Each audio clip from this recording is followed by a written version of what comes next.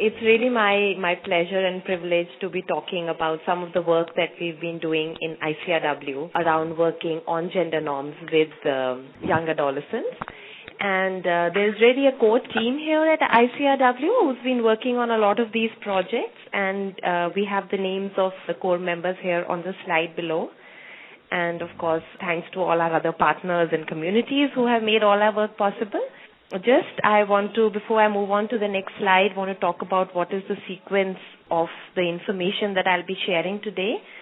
So in the beginning, I will just talk a little bit about gender norms and, what is the specific approach that ICRW believes in and has been using in these programs. And then really go through the two specific programs, and one using sports as an arena to work with young adolescents. And I'll be talking about the processes that we adopted, as well as sharing some of the evaluation results. So really just to set the stage on talking around gender norms, I think many of us are familiar with many definitions around norms that have been put up in literature. But just to say that because these are beliefs and expectations about how each one of us should behave or act, it is really also influenced by what people think is acceptable or not acceptable around us. And that is really what makes us follow or condone the kind of behaviors that we want to play out in our lives. And gender norms specifically refers to ways in which society then expects men and women or boys and girls to behave. And more than that, also how they relate to each other. And inherently, as we know, the issue is really that gender norms are largely inequitable, and they do perpetuate the differential value for boys and for girls. And so it is these inequitable norms that are affecting health and lives of boys and girls, men and women around the world through many, many pathways. Some of it that is laid out in this slide is just to say that gender norms are then defining all the roles and all the stereotypes that maybe each one of us believe in. What we believe and think are concepts of what entails masculinity, femininity, and our notions of sexuality. And of course, our relationships, our attitudes towards people, including the opposite sex, and also the way that we see and resolve conflicts. So in a sense, norms then form the ways that impact everything that we think and act. And so that is the programs are about changing the ways that we are thinking and the ways that we are acting. And sexuality and health also find their roots in what we think about gender.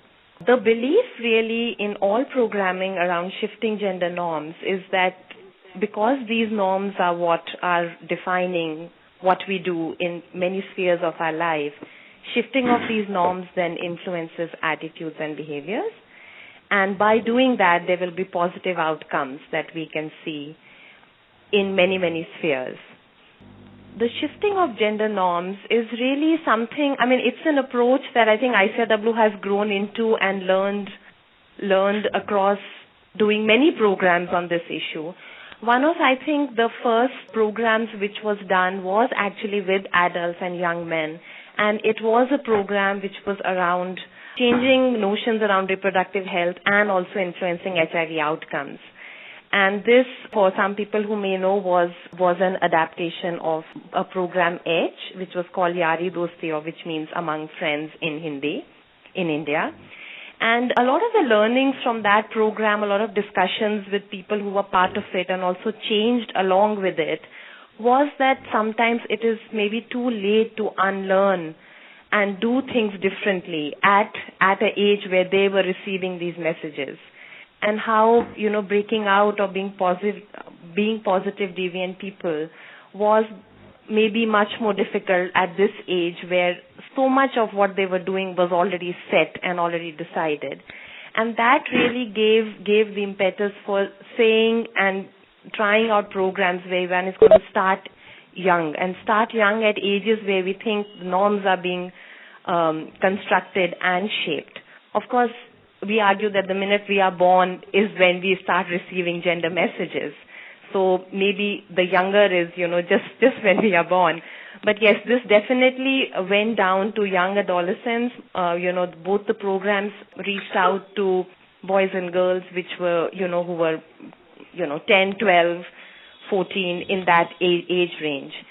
And apart from starting young, the whole concept of bringing in men and boys into the debate, into actually active intervention, is another concept which we have grown to believe in.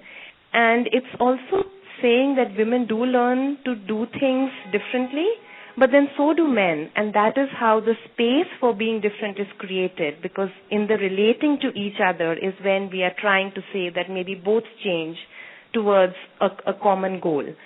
So the belief that men are partners in the whole move towards gender equality and not really only obstacles, and they too are constrained by rigid norms. The whole concept of masculinity being center staged, being discussed and debated is very critical to the gender transformative approach that we've been using in these two programs.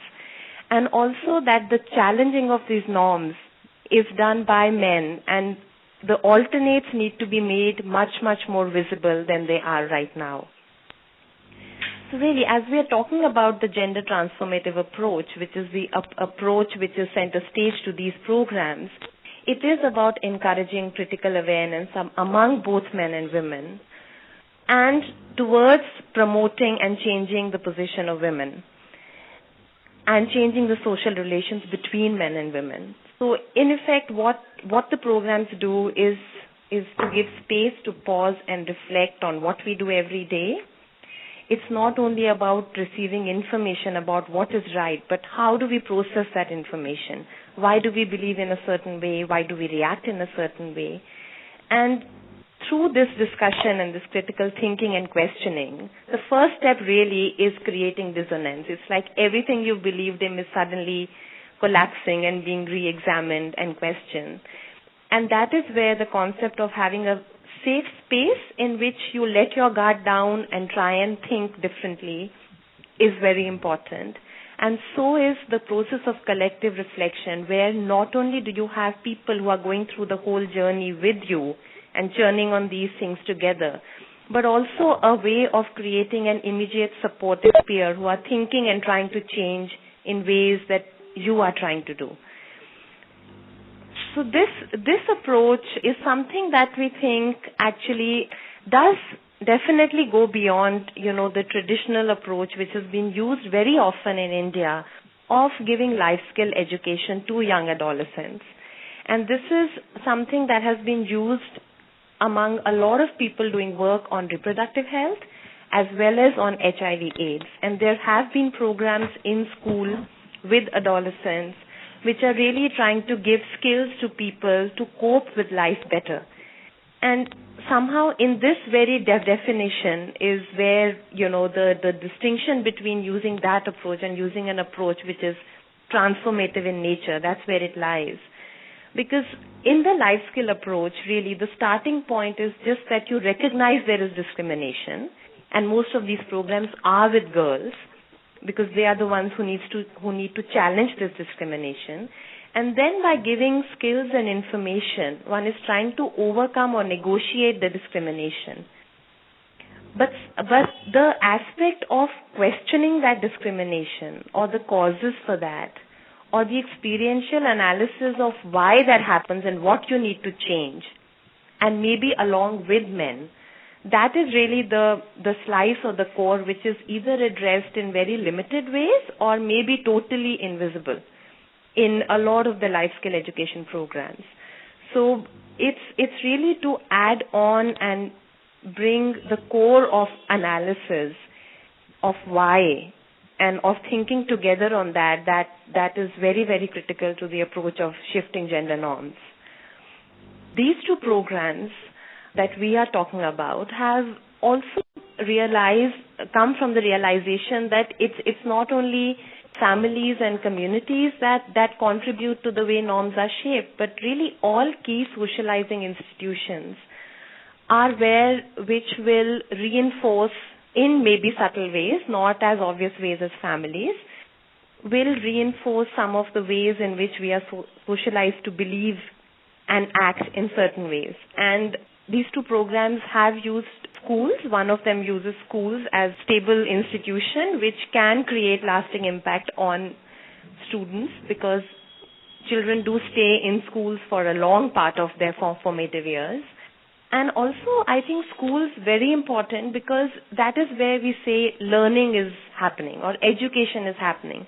And I think the inherent kind of advocacy or the shift that we want to make and want to advocate for is that learning has to go beyond information giving and knowledge, because you are learning how to behave, how to relate to other people. You are learning about being responsible and respectful citizens, to use non-violence ways.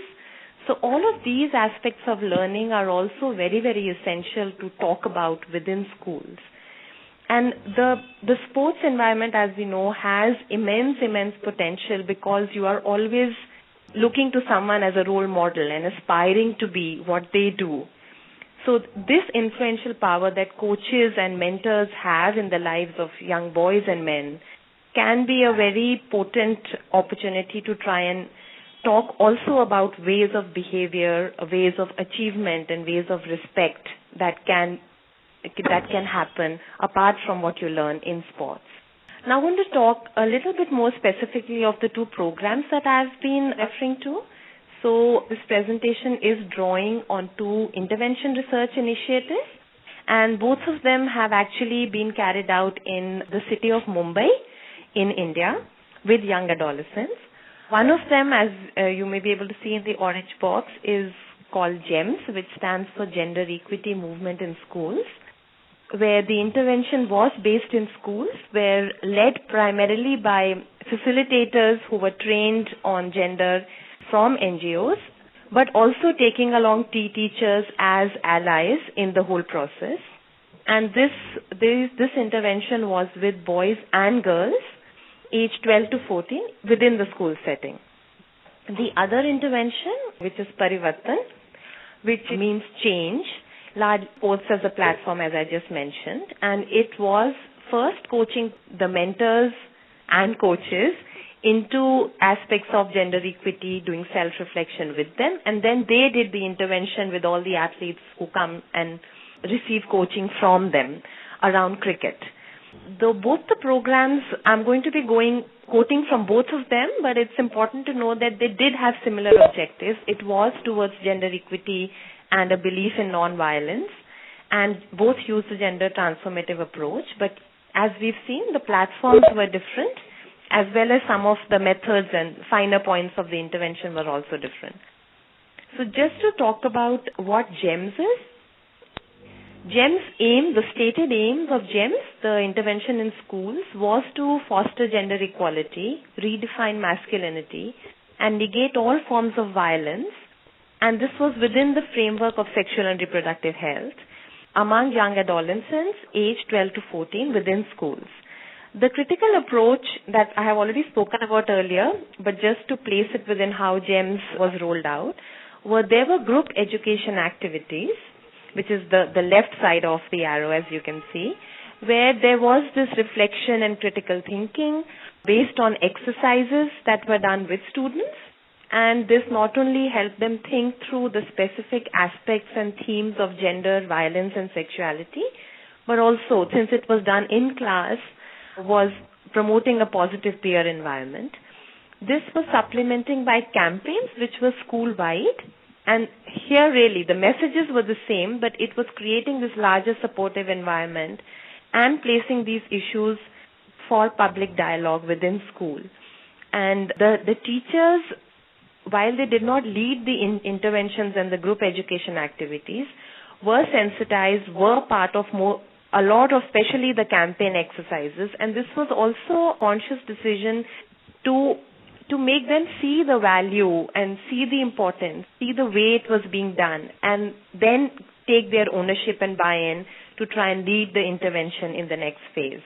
But Parivartan, as I've spoken earlier, basically used the power of coaches as mentors and role models. And the coaching that they take for boys is boys from 10 to 16 years. So all of them formed the intervention target group, so to speak. and that too aims to promote gender equity, respect for women and girls, and reduce gender-based violence. There were basically two phases of the program. In the first phase, the coaches and mentors themselves were trained. There was an intensive process of workshops through which there was perspective building, there was self-reflection on themselves, their own behaviors and lives around gender and violence.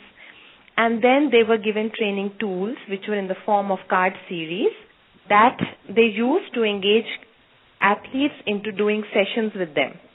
And the athletes really, the sessions were all done to them during coaching in the field through identifying certain moments, which were moments to give messages or moments to just state a message, which was very, very important and which was embedded in gender and in gender equity. So there was a lot of effort that went into giving coaches and mentors the tools really how to engage these athletes in discussions around their own behavior. This slide, actually, I had hoped we would have animation so it would not be so crowded for you to look at. But the next slide, which is showing the 4 blue leaves, really shows the way in which each one of these programs progressed. There was an intensive phase of formative research, where there were workshops with coaches, with athletes, with school children, and based on that, the intervention was developed, the content was designed, words and languages were made appropriate. It was decided what are the indicators that we are going to be tracking, and then the entire evaluation and intervention design for both the programs were decided. The third leaf that you see really has like very briefly the steps of implementation. Both these programs had an initial phase where there was a round of advocacy with these institutions. There were sensitization meetings to tell them what we are going to do and to try and find space and conviction within the institutions to do this work. Followed by workshops where facilitators and coaches were then trained for both the programs to carry out campaigns and group education activities with the students. The evaluation for both of these programs, both of these were designed as quasi-experimental interventions. There were quantitative surveys that happened prior to the start of the intervention at the baseline, once at midpoint and once at the end line, and I will go into the specifics for both the interventions in the next slides. There were also qualitative information that was gathered at specific points. The administration of the questionnaires were self-administered for both the interventions, and the ultimate outcomes that I'm going to be speaking about are largely seen at the level of the students who received the intervention. I'm going to just point out 2 or 3 very important things in the slide which shows the evaluation design of GEMS. Basically to say that GEMS, the school program, was done in 3 arms. There was one arm which was of the control schools. There were 15 schools in each one of these 3 arms. There were schools that there were no intervention. It was the control school. Then there were schools where only campaigns were done. And there were schools where campaigns as well as the more intensive group education activities were done. This was done with grades 6th and 7th. And if you go through the columns from the left to the right, we started with the baseline survey. There was the intervention for the first academic year, followed by the first survey, the second intervention for the second academic year, followed by the end-line survey. And just to note that it's the students of grade 6 that actually completed both rounds of the intervention, because the schools in Mumbai are only till grade 7. So one batch of students actually passed out after the first round of intervention was complete. For Parivartan, it was again a longitudinal design, so it means it's the same students which were followed, or same athletes that were followed from baseline to the end line point. There were 2 arms. There was the experimental arm where the intervention was carried out, and then there was the control group where the schools were matched for both the experimental group and the control group. Before we talk about the results, I just want to give a feel of what the intervention looked like, and I hope these photographs help to get a sense of what exactly happened in the schools and in the sports arena. So you see on this slide 2 photographs. On the left side is really the classroom in Mumbai, where you can see the the boys and the girls sitting together enjoying a role play in which one boy and one girl are enacting a situation. So really each of the group education activities that were held in classrooms had 25 sessions over the 2 academic years. And each one of these group education activities actually focused on situations or gave an exercise where there was fun and participation and a lot of discussion. And then the discussion then led the students to think about what they did, why they did, was it really gender sensitive, what needs to change. So that was really the way that each one of these 25 sessions went on in the schools. This was 1 hour long and there was one session every week. The campaigns in the schools were really week-long events where there was a lot of debates and discussions. They wrote up small poems and made posters, culminating into one day, which was a 2-hour fun-filled activity. And you can see on the right side that there are students who are actually making a poster. And this was a poster about, what women can do. And I don't know how clear it is, but this is really one of the Indian space scientists, Kalpana Chawla, going off into space. So that was their way of saying where do they feel, what women can achieve if given the chance. And the third thing that was used for the school intervention was a diary that each student had, which is called the GEMS diary, which had exercises, puzzles, hurdle races, quizzes, and space to write their own thoughts as something that they keep with them, which reinforces the messages that they're receiving in school, but also what they share with their peers and back at home with their parents and their siblings to discuss the messages that they've been receiving in schools.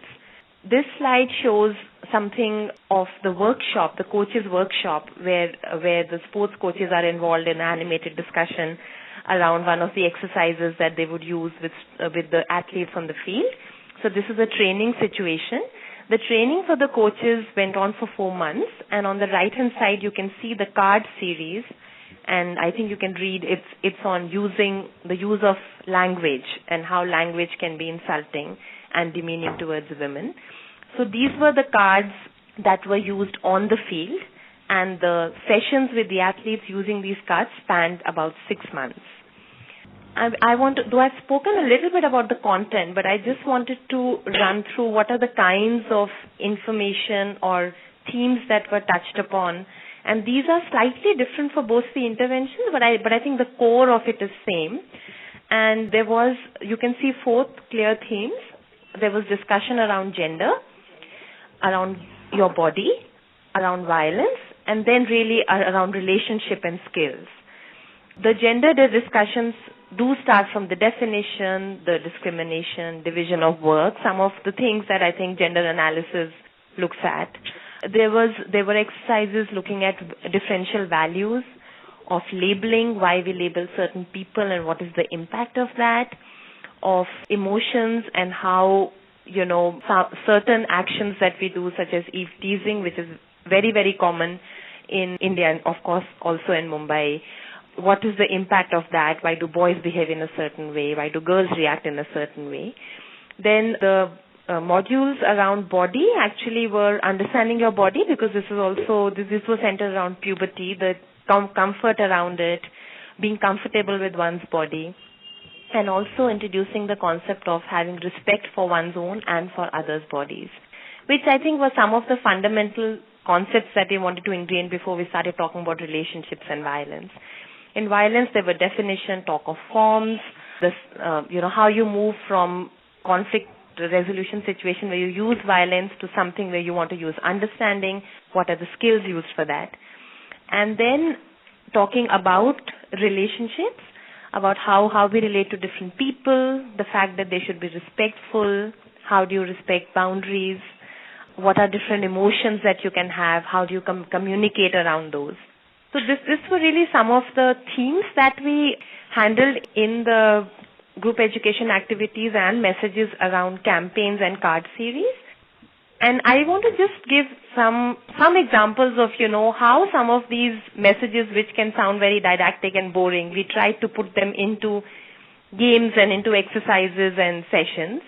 So there was a lot of use of real life situations. On the right hand side, you can see a very popular game I think we all play, the Snakes and Ladders, But this was really a game where, every time there were scenarios that impact boys and girls which were put under each of these snakes and ladders.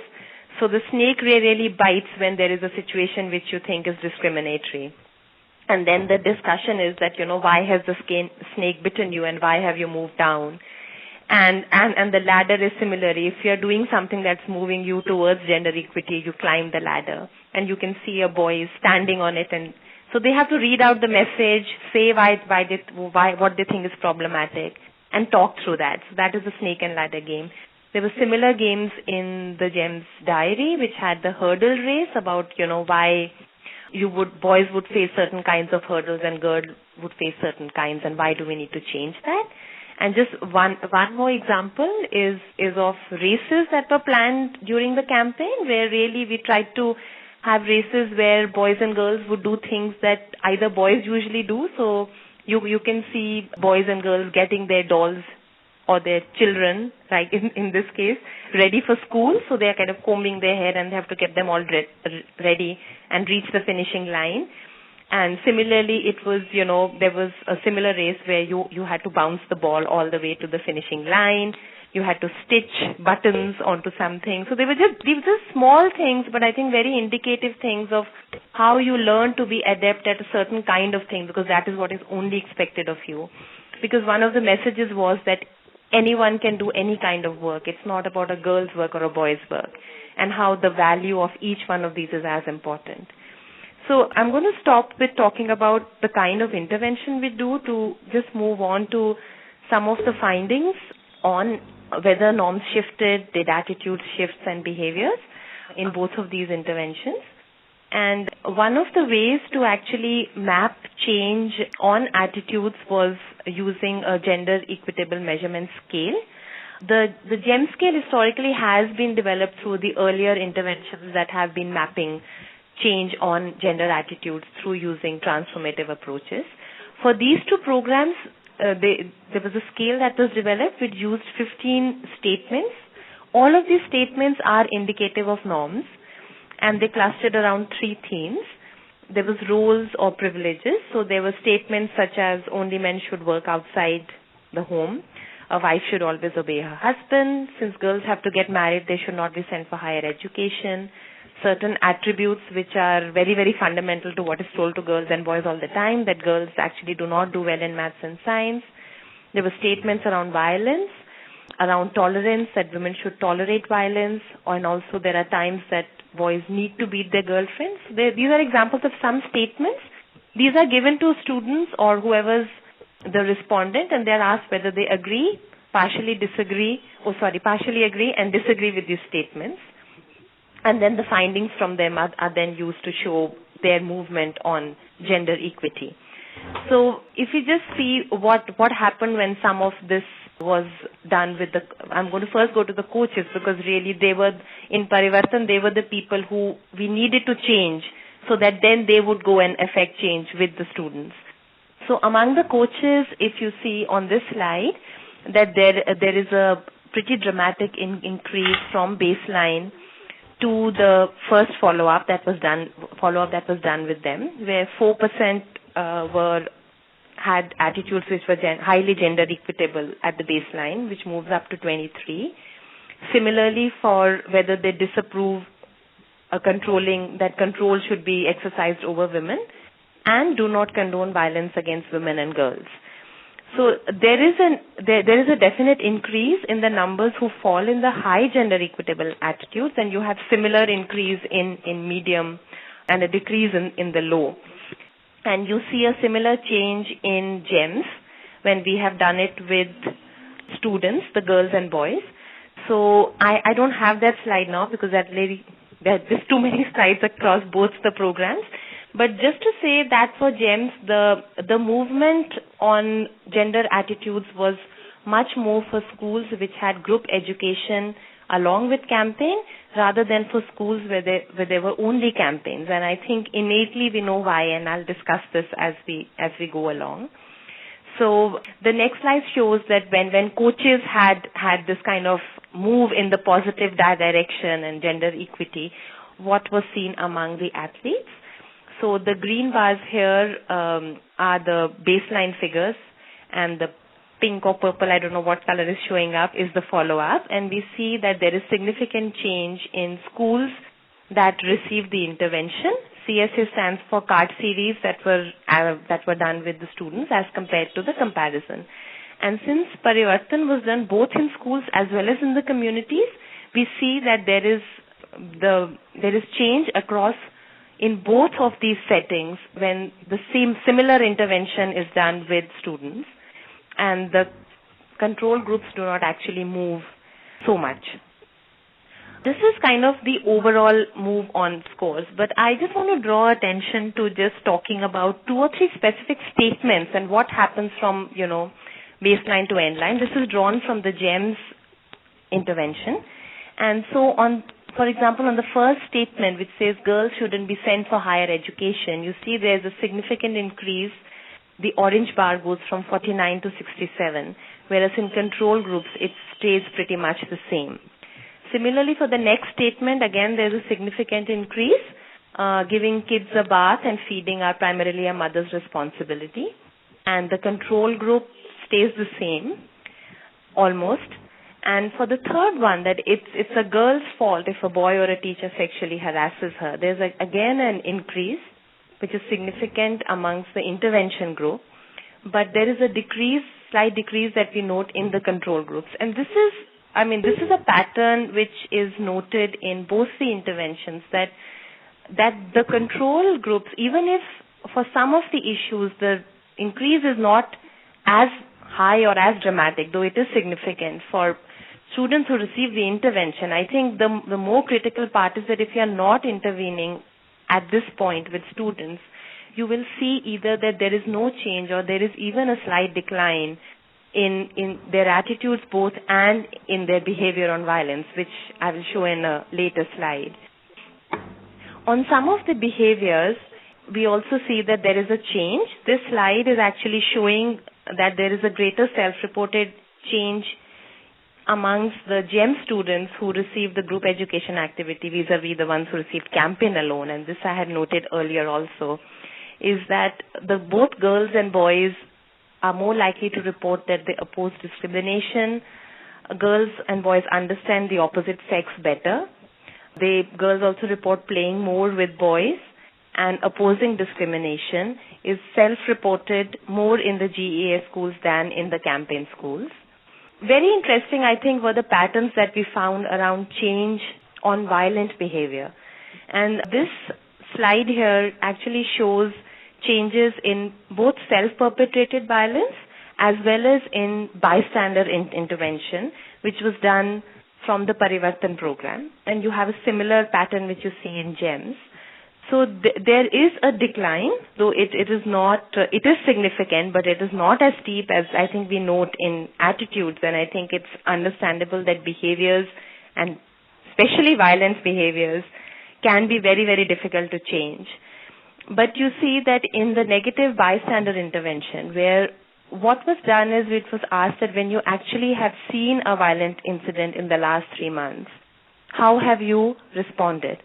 So the negative behaviors are either you join it or you do nothing, and the positive behavior is where you have tried to intervene and done something to stop the violence. So there is a decline in negative bystander intervention, and in the control group you see, though it started out lower, there's actually an increase in students who either do nothing or actually join in the violence. And in GEMS, there was a very interesting pattern that you noted with violence, and I think this is important to also call for how long do you do interventions for and how can you sustain change on violence, is that there is among students getting the interventions initially a very sharp increase in self-reported violence. And you have a lot of qualitative data where people have said that they never realized what they were doing is actually violence, the casual hitting, the teasing. And at the second follow-up, at the end of the second year, you see a drop that is significant. In the control groups, on the other hand, there is a steady increase in the reporting of self-reported violence that you see. That slide is not here, but I just wanted to reinforce that point. Finally, there was a logistic regression which was run where we controlled for all background characteristics, including the attitude of students at baseline. This is from the GEMS data set. And as you can see here, that compared to the control groups, through the control school, the students who are from the GEA+, which is where the group education, are actually much more likely to have a better gender attitude, support higher age for marriage, which is very interesting because this was really not an issue that we discussed head-on in the sessions, and more likely to support higher education for girls and also to oppose violence. Students also showed that they would actually reach out to help or do something in cases of both violence as well as in cases of sexual abuse. That's another finding which was pretty dramatic, which came out of the GEMS evaluation. I've been talking about these are some of the overall figures and what it shows that there's positive change, but just to hear some of the voices and what they have said in the qualitative interviews, they're a little longish, so I'll just read them out. A girl who participated in the GEMS activity in the GEA says a girl was standing on the road when 2 or 3 boys pulled her dupatta, that's a scarf that girls wear around their neck. The girl called out for help. We shouted at them and threatened to inform their parents about doing this. They apologized immediately. I was not frightened while doing so. I could not stop harassment in the past, but because of the classroom sessions, we got to know many things such as harassment of girls should be stopped. Boys should understand the feelings and emotions of girls, and girls should oppose violence. 2 quotes from boys, where this I had mentioned earlier, where there is a boy who says there's nothing like girls' work, anyone can do any work, and now we all do it. Another boy, a girl, this is support for higher education, a girl should study, she has the right to study. It is illegal to get her married before the age of 18, and no one should marry off at a young age. One should get married after the age of 18 or 20. So I think what was interesting is that knowing that 18 is the legal age for marriage is one thing, which did not change, but there was just a lot of support for shifting the age of marriage to much higher, and most of them said beyond 21. Some quotes, I think, which I particularly want to draw your attention to on the next slide. And in Parivartan, in GEMS, the girls and boys were participating together, at least in the second year, in a lot of these discussions and activities. In Parivartan, the actual intervention was done with boys and coaches, but interviews with actually women in their lives to talk about, somewhere also validate the kind of changes and conflicts that the coaches were going through, was done through doing interviews with women. And here are 2 quotes here where a wife of a mentor says about the change that she sees in her husband. Now he talks to the children, understands them. Earlier he would not even talk to them. Now he asks everyone what they need, what he should get for us. He talks nicely to his mother and sister. The second one, before it was me who would always say sorry for everything. That according to him is wrong. He would never come to me even if he himself did something wrong. Sometimes I would even cry after a fight, but he would react to it saying, "Don't irritate me." But now he does. He would come back after an argument to say sorry and will wipe my tears. He has changed a lot. So these are some of the voices which validate change that, this whole process of churning and transformation has led to. I'm going to quickly move on to the conclusions. I think I've taken longer than I thought. So really what both of these programs show is that both of these platforms or these institutions which we thought could be effective platforms have proved that it is feasible and possible to do an intervention to actually change attitudes of students on discussions around gender, sexuality and violence. A very, very important, I think, validation that through these 2 is that the whole environment and the whole approach of using gender education activities, group education activities, which is key to the gender transformative approach, is really an effective strategy. It really helps to thrash out, think, discuss, and be, I think, convinced of change for the better. Whether or not it plays out in actual life and are you able to affect change in behavior is something which is a longer road ahead. But definitely the potential for having these discussions is much, much more in group education activity concept settings than it is in campaigns. And I think we have, repeatedly where interventions have tried to see the impact of group discussions versus doing campaigns, this thing has come out that campaigns are good for giving information, they're good for raising public dialogue, but they must be accompanied with a deeper discussion of why. And I think that is a very strong recommendation also that we make from the work that we have done around gender norms. And as I pointed to is that once this basic change or the conviction is there, maybe we are able to see change that is much wider. The change that we talked of about age at marriage, about, being able to play with boys. In one sense, we can say that since we've been discussing about gender discrimination, it's automatic. But these are not specific messages that were given in the sessions. So I think changing that fundamental and then seeing how you process it to change many things in different spheres of your life has been very, very encouraging through these two programs. But definitely, I think there is this huge, not debate, but a discourse about, whether one works with individuals where you can see immediate outcomes on health, on sexuality, on violence, or do you really start young and wait for that journey to get completed? But I think what is missing in the information and the evidence that we have, and much more is needed, some studies have tried to do this, is really trying to track long-term impact, to track sustainability of when you start thinking differently. How much are you able to sustain change? Because the environment outside you may not always change. And also that you do it for a year, you do it for 2 years. We, of course, advocate that this has to be part of curriculum and learning, but then I think evidence on how it sustains and how long it sustains and what is needed is so critical to have for these gender normative interventions. And also wanted to just share some of the challenges that we are currently debating and facing as we take forward this work on gender norms, is that both of these have been small evaluated models, and it's more proof of pilots that we have been able to put forth. And now the thinking is that how do you scale up? And that is, I think, a challenge for a lot of interventions. And one very clear way that we have seen through our churnings is that, gender will fit in automatically, obviously, to a lot of the other development messages that are happening. For example, in states which are, concerned about falling sex ratios, they want to enhance value of the girl child. This is something that lends itself so well to that. Or where, we are talking about primary violence prevention messages. These are again interventions which can be very critical for that. Reproductive and sexual health, definitely. I think you may have noted that actually GEMS is an intervention which is within the frame of reproductive and sexual health. And so some of the discussions around what shapes sexuality, attitudes towards others have been critical to these interventions. Institutionalization itself remains a challenge.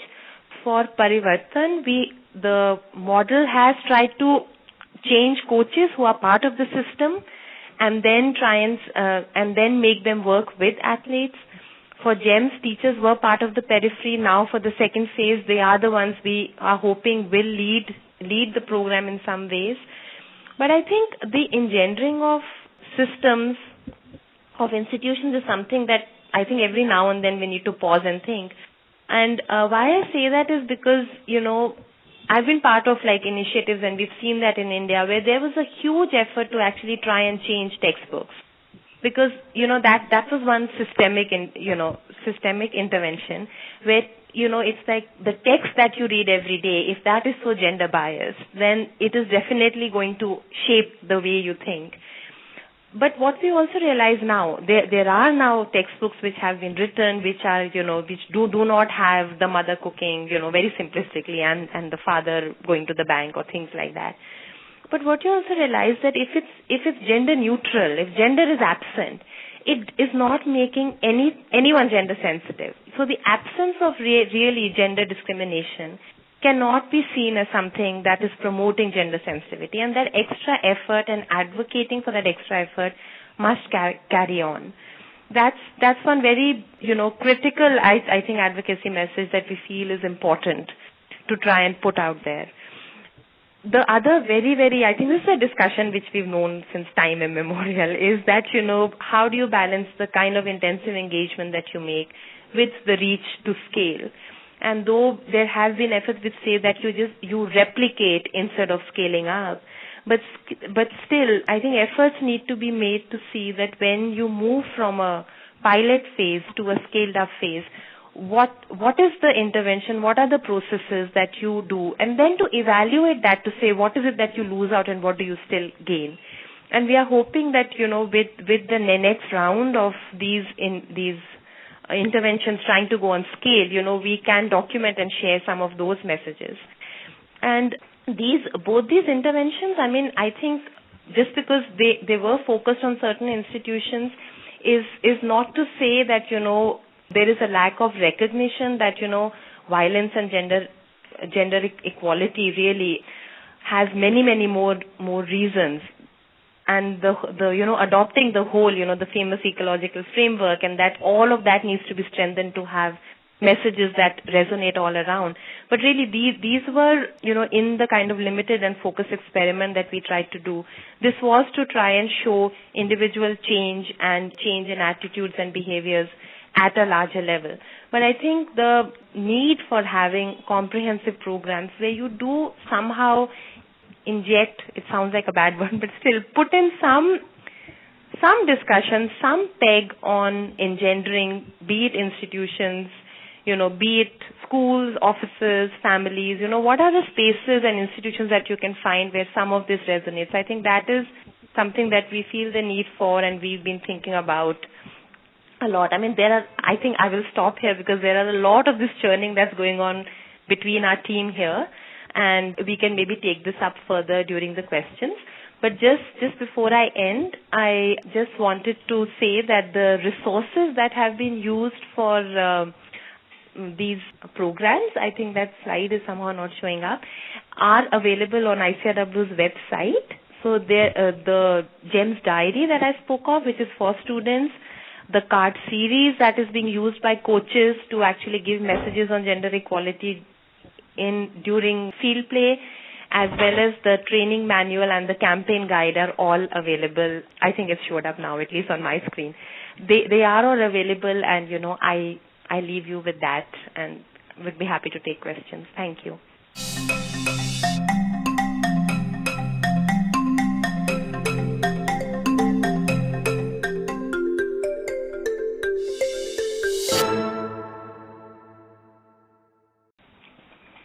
Hi, I'd like to ask a question. This is Emily Skinner in DFID in London.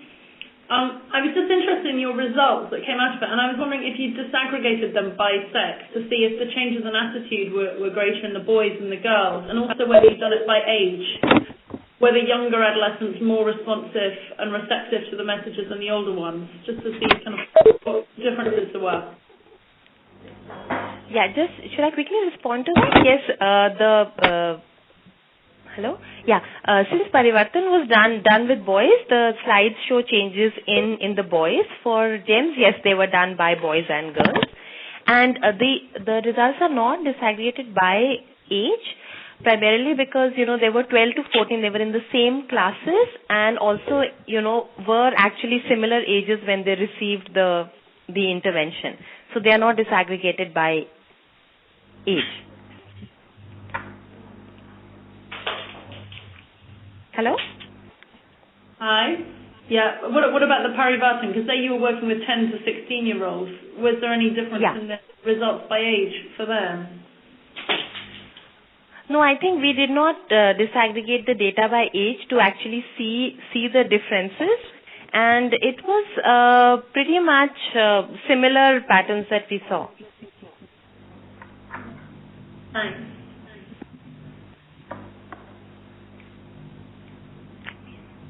Any other comments or questions?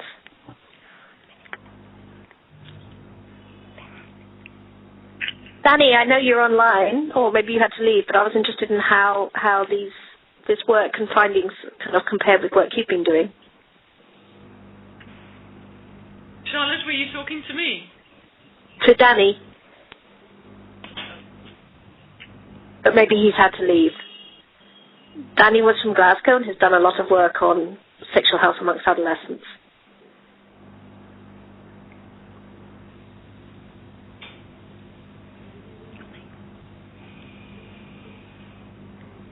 I can hear kind of whispers. Any other comments or questions?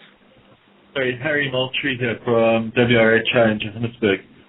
Just a question on the durability of the changes. Have you sort of gone back and looked at how durable these changes in measures have been a year after conclusion of the intervention? We've had a small opportunity to do that during GEMS because there were 2 rounds of data that was collected for the same students. And what you found is that there is a steep increase in, the attitudes and positive change in the first year. And in the second year for the same students, there is not the same dramatic increase, but they are sustained. What we've not had opportunity to do, and that is why the point about actually following up some of these is something, these students, is something that we will be doing now in the next phase of GEMS. So that is really the question which I think is what we need to do now, is to go back and see how much of that gets sustained. Thanks. And thanks for the presentation. I thought it was very well presented, the 2 parallel stacks. Just a comment. Thanks. Thank you.